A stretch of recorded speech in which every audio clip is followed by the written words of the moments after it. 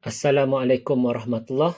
Let's continue our discussion. Earlier we have done three comparisons related to understanding the difference between Islamic worldview and the secular worldview. We have seen the differences between these two worldviews based on the idea or the concept of God, religion, and man.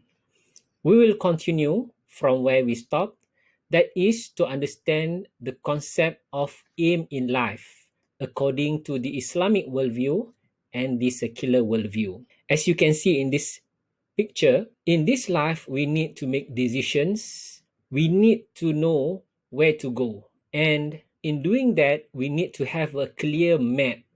To do that, the directions that we want to take should lead us to our final destination. Yes, we can have a map, but knowing where to go, the direction is important.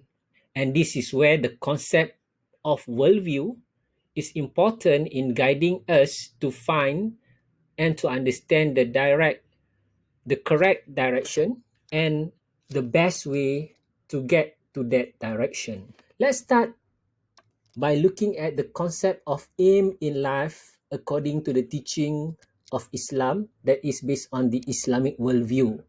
The first one is the concept of al-falah. We often hear the call for al-falah, hayya al-falah, especially during the azan time. Now, this idea of success according to the teaching of Islam can be divided into two general categories. The first one is the idea of success in this world, and the second one is the idea of success in the hereafter. Success in the hereafter, this is unique to Islam because believers believe in the truth about life after death, the hereafter. The hereafter is the final destination where life will be forever. That is part of our faith. Due to that, real success can only be realized when we enter the paradise of Allah Ta'ala. Allah mentioned in Al-Quran, for example, in Surah Al-Hashar, لا يستوي أصحاب النار وأصحاب الجنة أصحاب الجنة هم الفائزون. It is not similar between the people of the hellfire and the people of the paradise or Jannah. The people of paradise, they are the successful. Faizun, Faiz, this is also the name that Allah mentioned in Al-Quran, describing those who enter paradise as the successful people. And that's, to us believers, define the ultimate meaning of success. To get the pleasure of Allah Ta'ala, where when Allah is pleased with us, we are invited to reside in His paradise. Allah mentions in Surah Al-Fajr, the last verse, Ya ayyatuhan nafsul mutmainnah, irji'i ila rabbiki radiyatan maradiyah, fadkhuli fi ibadi, wadkhuli jannati. So when Allah is pleased with His servants and the servants also is pleased with Allah Ta'ala, Allah would call this type of souls as the nafsul mutmainnah, and Allah invites these souls to reside in His paradise. And that gives us the idea of success in the hereafter. Therefore, given that idea of success, most of us, in order to achieve that success, needs to do something in this world. And in this world, the meaning of success varies from one person to another person. And many factors would influence the way how we conceptualize the idea of success in this world. For example, for most of you at the moment, getting a degree, graduating from this bachelor program is your short-term success in this world. That's your objective at the moment. Later, you may think about finding a good job or to establish your own business. That's also another idea of success in this world. And different people, therefore, have different ideas of success in this world. Nonetheless, Islam, despite the differences, provides us with the directions so that we still can enjoy success in this world that can bring the real success in the hereafter. That's something unique in our religion. This is special because if you look at some other religions, for example, Buddhism, refraining oneself from the temptation of this world is part of the way how the Buddhist can get closer to his Lord or his Creator according to their belief. So there is a separation. But in our religion, to live an ascetic life is one choice, but we still can enjoy life in this world, and from that luxury of lives that we can have in this world can still bring us success to the hereafter. Look at the example of Prophet Sulaiman alaihi salam. One thing we need to keep in mind, where in the teaching of Islam, we can still be successful in this world, that also can bring us success to the hereafter. How to do that? That's where we will go further in the discussion. Before I go to the next point, after we understand the concept of falah here, falah in this world and falah in the hereafter, remember again, the secret way of success in Islam is innal ladhina amanu wa amilus salihat. We need to believe. Please refer to the Arkanul Iman, the pillars of faith in Islam. We need to have a firm belief on all those pillars of faith. After we have that belief, we improve our iman, and then we need to race towards doing a lot of amal saleh. Amal saleh can be done by every one of us. As I mentioned before, giving signal when you want to turn your car, your motorcycle, or your bicycle, that's also part of amal saleh. Studying is amal saleh. Working sincerely for Allah Ta'ala to get good provision for the family is amal saleh. You can be a rich person in this world. You can do a lot of charities, that's amal saleh. And all these amal saleh, when Allah accept them, that would determine the position of our Jannah in the hereafter. That's important. Now, going to the next point, Imam Al-Ghazali mentions the following four means to achieve al-falah, where these 4 points basically would allow us, believers, to achieve success in this world, leading to the success in the hereafter. The first point is the concept of al-fada'il al-nafsiyah. This point refers to improving the status of our soul, our nafs. For example, I mentioned before that Al-Quran mentions about 3 levels or categories of nafs. Nafsul ammarah, the evil one, the one with a lot of conflict and evil thoughts. And then nafsul lawamah, the conflicting souls that goes back and forth between good and bad, and whenever the soul commits bad, the soul would feel regret and returns back to the fitrah. And then the highest form of nafs is nafsul mutmainnah. And in order to improve the position of our nafs, it is important for us to learn, to get knowledge, especially knowledge related to Islam, because that's important to improve our iman. And by improving our iman, this is reflected from our good akhlaq. Akhlaq is important. This is manners. I ask you to read a small book before we start the semester about the manners of the knowledge seeker. In seeking knowledge, knowledge is one part of it. But 2/3 of the journey in seeking knowledge is about learning manners, learning adab. One way of adab that I would like to emphasize and remind all of my students is, whenever you write emails to your lecturers, not just to me, to anyone, maybe exception is to your best friend, write formal, in a formal format, properly, official format. Observe your capital letters, small letters, because that's the reflection of your professionalism. And professionalism is part of akhlaq, good manners. Remember that. That's number one. That's important for us. the first and most important one, and this is part of the nourishment we need for our soul. The second form of success that we need to develop in this world to achieve success in the hereafter is al-fadail al-jismiyah, that is to improve the condition of our body. This include among others our health, strength, our long life, our beauty. This is a form of bonus, alright? So jismiyah, our physical body needs nourishment.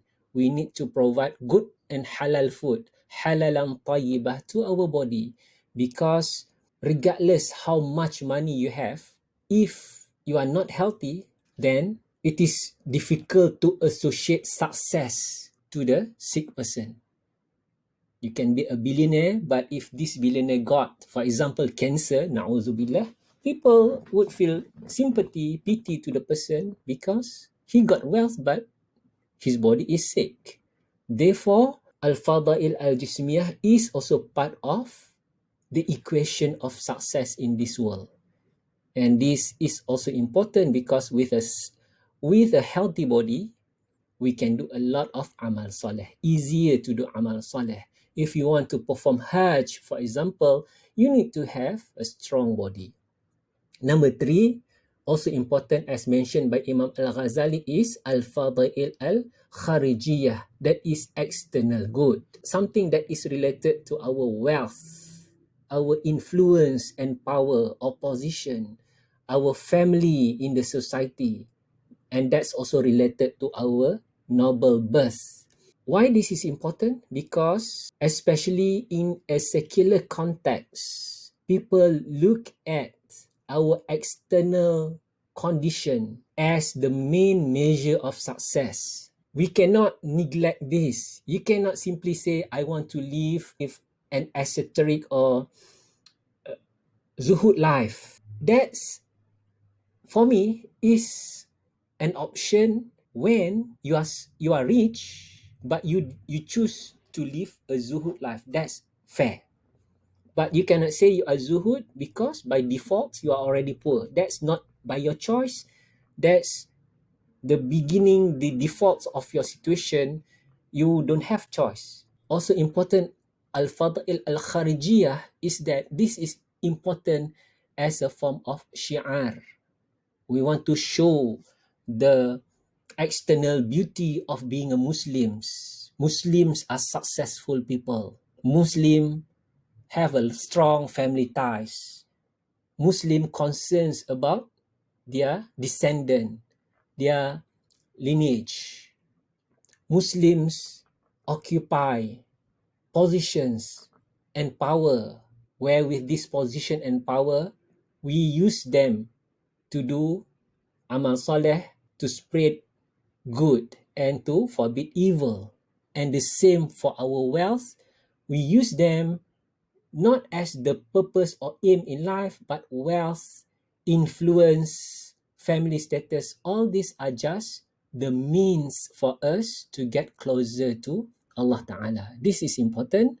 Unlike the secular worldview, wealth, influence, and status become the goals that they want to achieve. That's the definition of success. That's from a secular worldview. The last point here is the concept of al-fadail al-tawfiqiyah, divine grace, that we must always seek from Allah Ta'ala, because without His guidance, without His mercy, we will not be able to do good things in this world. We therefore recite in Surah Al-Fatihah, asking Allah to keep guiding us. We ask Allah to show us the right path. Ihdinas siratal mustaqim, siratal ladzina an'amta alaihim, ghairil maghdubi alaihim waladdallin. That's what we recite in our Al-Fatihah, asking Allah to give us guidance. As a believer, as a Muslim, Alhamdulillah, we have the hidayah to accept Islam. Now, We need to improve our Islam by improving our iman to get to the level of ihsan, and to continuously asking Allah to give us khusyuk in our prayer and strength to do amal saleh. Alright, given all these 4 points, if you notice, these are the ingredients to achieve success in this world, leading to the success in the hereafter.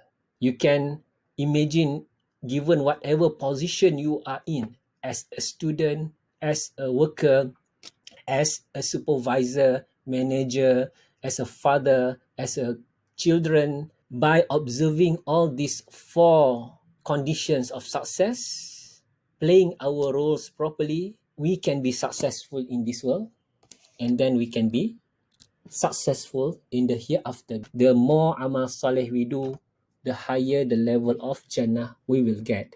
And living in Jannah, remember, that's a life forever. Moving to this one, this is something that I just want to quickly discuss with you, because many of you are doing your study in a journey to complete your university life.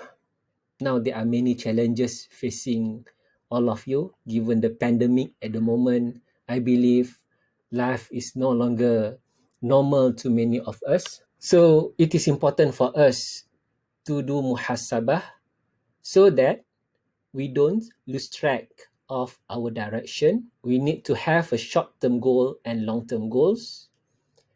Now, this is a chart showing the circle of success. I talked about the concept of success earlier in Islam, al-falah. Now let's put the context of success in your journey to get your degree. So what matters in this process is you need to get the right results. What are the results you want to have? You want to have the scroll, the ijazah, Bachelor of Economics, for example. So that's the results you intend to achieve. Put intention that you are studying lillah ta'ala, you want to get the degree lillah ta'ala. So insyaAllah the journey will be part of your amal saleh, and you will get the degree also. Not just the degree, you want to have a results where your CGPA is 4 flat. Good results. Having a degree is one thing, but to have a degree with good CGPA is another thing. So these are the results you intend to achieve. What about your results from the previous semester? Are those results facilitating you to go ahead with confidence? Or the results really demotivate you? That's the question you need to ask yourself. Because if the answer is you feel demotivated, then we need to revisit this circle of success. Because the previous results, if it is good, if you get a good results last semester, I believe that would strengthen your belief about your ability. You start to have confidence saying that, I'm a smart person. Yes, I can do this course. Yes, this program is for me. This belief would strengthen your self-confidence. It will drive you to higher motivation, and this further will enhance your potential. What if you get poor results last semester? To some, that may results in low self-belief, feeling that this program is not for you. You feel you should take other programs, or you just feel the university life is not for you. You should just go and join the job market. If that's the situation, you still can change by looking at this circle of success. Set a new belief. Remember that when you are in your primary school, secondary school, you are the best students. You are still the best person. Get into a fresh mindset. Set a right belief, because Allah gives us with a lot of potentials. Don't waste the potential by degrading the potentials given just simply because of your low self-belief. Given the potential, it is, however, important for us to put all these potentials into the right action, because from the right action, then we will get to the right results, the intended results. If you find that you get low CGPA from the last semester, most likely you are not putting the right actions. The way how you study, for example, things have changed. We now study online. You need to do or to take different study strategies. So go and learn all the techniques of how to be a smart student, how to get a good results. There are many videos, YouTube videos guiding us or telling us or giving us tips on how to study properly. So please go and check, and remember, at any point given these 4 points here: results, beliefs, potentials, and actions, you can change into positive modes, positive attitudes, so that all these points would strengthen yourself, therefore giving you better chance to get to your objectives. And remember, as a Muslim, we do it lillah ta'ala. All this from the results that we get, from the belief that we have about ourselves, from the potentials that we have in ourselves, and then the actions that we put, all this should be a form of amal saleh. And again, as a Muslim, we do it correctly lillah ta'ala. We are not wasting our life in this world, and that's part of the process to be successful in this world, leading to the success in the hereafter. Let's go and do a comparison about the concept of aim in life from a secular perspective. In a secular worldview, what matters in life is the physical world. Atheists, those who don't believe in the existence of God, and they also reject life after death. They don't believe in the hereafter. Then for these people, what matters to life is the life in this world. And in this world, what we can achieve is just the material success. The concept of materialism, this is an ideology. This is an ideology that considers success in terms of the possessions of the material well-being. Success is measured based on your material possessions. Success is defined based on your material wealth. Therefore, you will find examples like Donald Trump. Why Donald Trump? Because he claims to be a billionaire. He is the president of the United States. Despite whatever people talk about him, he gets into this position. And from a material perspective, getting to this position is part of success. So that's the material context, that's materialism. Materialism is different than material pursuit. I have another separate video differentiating between the concept of materialism and material pursuit, which I hope you will watch that video, and I will also provide the link to that video, inshallah. Now, with this material, the aim of life in the secular worldview is for man to enjoy his life to the fullest. And the ideology of hedonism, this is an ideology that considers pleasure as the most important thing in life. Pleasure could be different from one person to another person. People in a secular context put or worship certain types of lifestyle as part of their way of life. Some may go to extreme sport. Some may devote himself or herself to business 24 hours, 7 days a week, because that's to them give pleasure. So this is part of the way when people no longer believe in life after death. There is no judgment. What matters is for them to maximize pleasure in this world. And then one way how you can derive pleasure is to engage in consumption.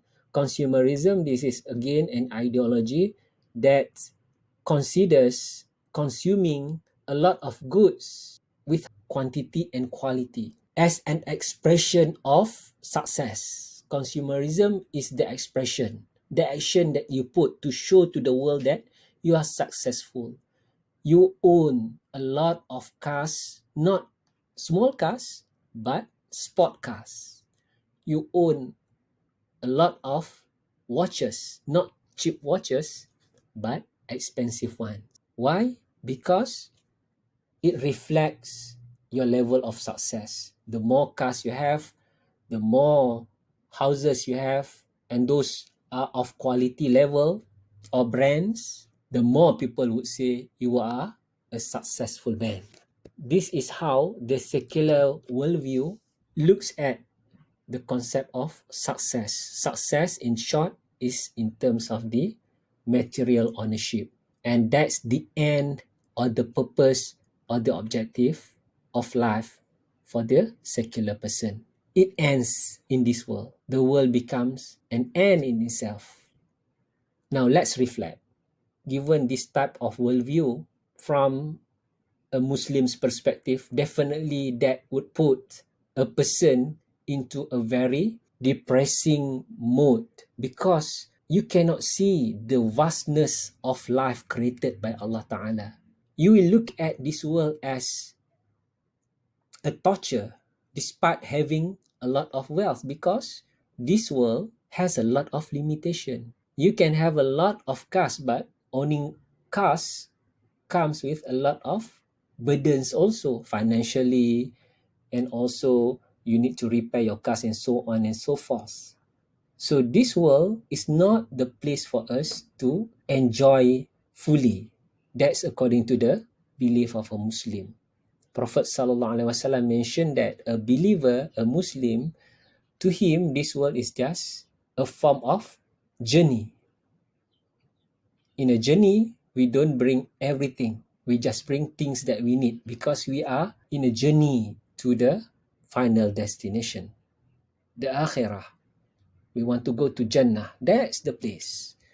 So given this concept of aim in life, if we look at between Islamic economics and conventional economics, secular economics, we see the direction of the economic activities definitely would be very different. For Islamic economics, the aim of engaging in economic activities is to bring mankind to achieve al-falah. And this concept of al-falah in Islamic economics involve mainly the process of how we allocate the resources given by Allah Ta'ala so that we could maximize our chance to do amal saleh and therefore getting the rida of Allah Ta'ala. Having the resources also would give us the chance to do or to give a lot of manfa'ah or benefits to other people.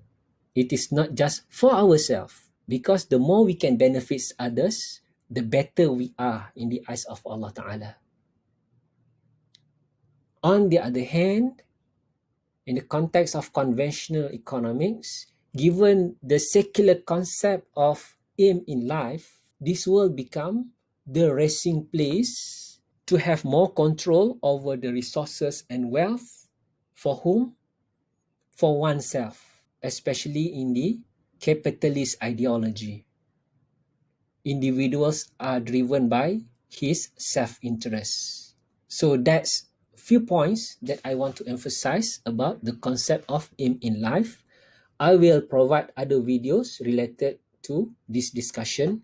Please watch the videos, read the articles. Inshallah, I'll see you again in other discussion. Thank you very much. Wassalam.